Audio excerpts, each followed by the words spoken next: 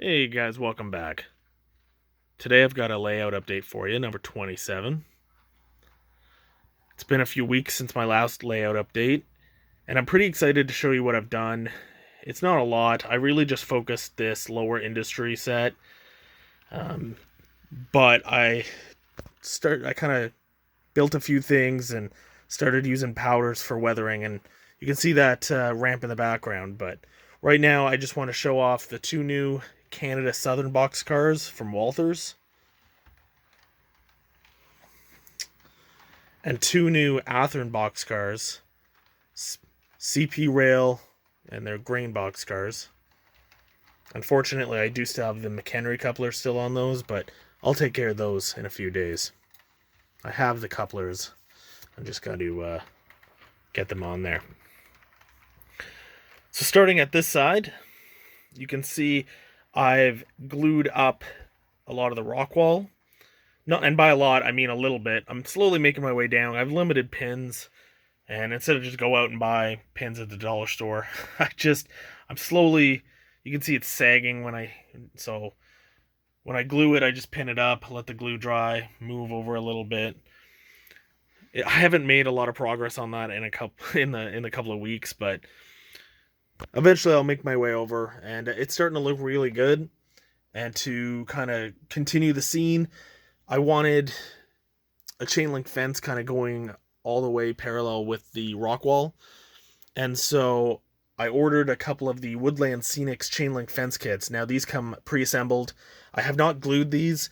They have dowels so you can put it into ground foam, or in my case cork. So I've just used a jeweler drill to make the holes in the cork, and then they're just kind of sitting in that.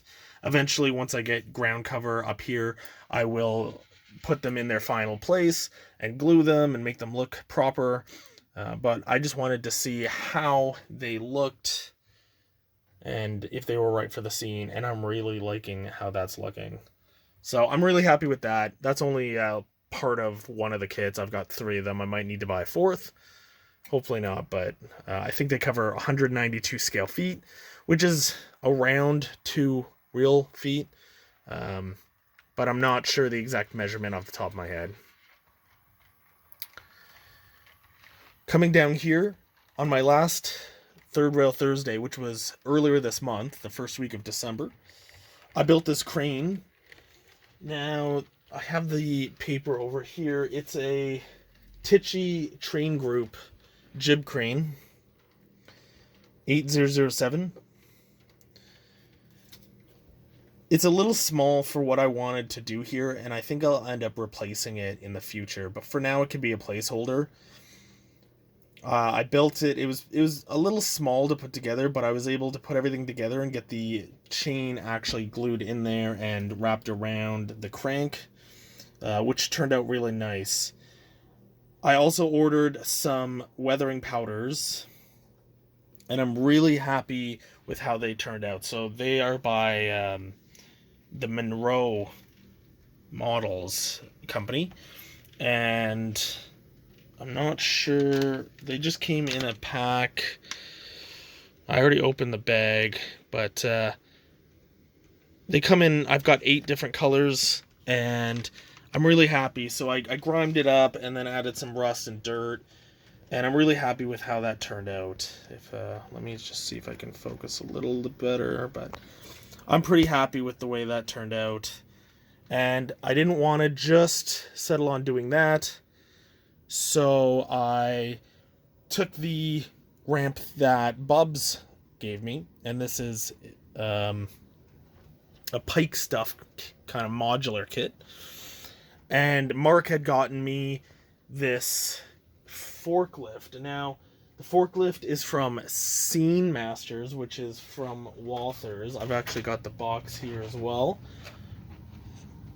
It was really easy to put together. I don't even know if I necessarily needed glue. Everything kind of seemed to snap together really nice. So it's Scene Master from Walthers. It's actually made by Keebri. And it was really easy to put together, like I mentioned. I'm really happy with it. And so I decided to try out some of those powders to really grime it up and rust it up. And I think it looks fantastic. And then I added some tire tracks and kind of just faded stuff, dirt, and grime onto the platform. And eventually, when this is gravel, I'll have some bushes and mud and stuff around there. And you can't really see it, but up against the ramp or the platform, there's a lot of grime and streaks just from the wheels and the trucks of the train, kind of keeping it dirty. Other than that, the only big change I made is I painted this brown. I've still got to put a dull coat on it. It's pretty shiny, but I think it looks pretty good. It was just black before, so I'm excited that that kind of turned out well. Like I said, I still want to kind of put a dull coat on it and grime it up. And I still have the coal conveyor to build. That's on the list as well. But that's pretty much all I've done. Just some under the layout wire work and some track maintenance. Everything is pretty much top notch now. No complaints, no problems with the layout whatsoever. So I want to start moving forward, continue building kits.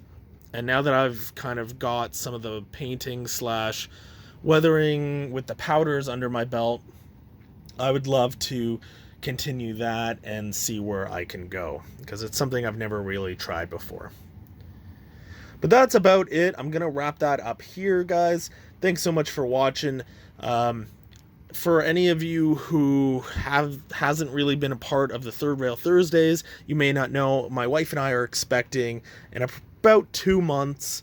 I don't know how much time I'm going to have once the baby comes, but I do have everything kind of stockpiled, so when, even though I don't plan on making any big purchases, once I kind of settle into routine, I can take a couple things out of the boxes and continue working on them. So we'll see. Things might slow down. I'll definitely stop doing the Third Rail Thursdays. I'm going to make a more in-depth video about that. So I'll be explaining what our plan is and what we're going to do for the Third Rail Thursdays.